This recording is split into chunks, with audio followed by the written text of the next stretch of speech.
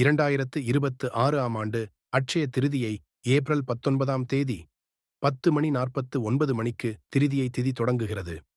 அதே சமயம் ஏப்ரல் 20ஆம் தேதி காலை 7:27 மணிக்கு முடிவடையும்.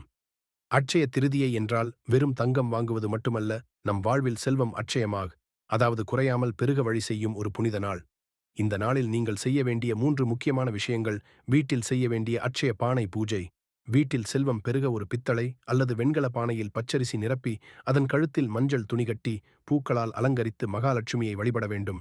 வசதி இருப்பின் அரிசியின் மேல் ஒரு தங்க நாணயத்தை வைத்து சர்க்கரை பொங்கல் நைவேத்தியம் செய்வது மிகுந்த பலன் தரும். பல மடங்கு புண்ணியம் தரும் மகா தானங்கள். இந்த நாளில் செய்யும் தானங்கள் உங்கள் தலைமுறையையே காக்கும். உணவு குடை தானம் அடுத்த பிறவியில் ராஜயோகத்தை தரும். ஆடை தானம் நோய்கள் நீங்கி உடல் நலம் பெறலாம். தயிர் சாதம் செய்த பாவங்கள் நீங்கி வாழ்க்கையில் முன்னேற்றம் கிடைக்கும். பானகம் நீர்மோர் கல்வி மற்றும் அறிவாற்றல் பெருகும். தரிசிக்க வேண்டிய முக்கிய கோவில்கள். திருக்கோளூர் வைத்தமாநிதி பெருமாள்.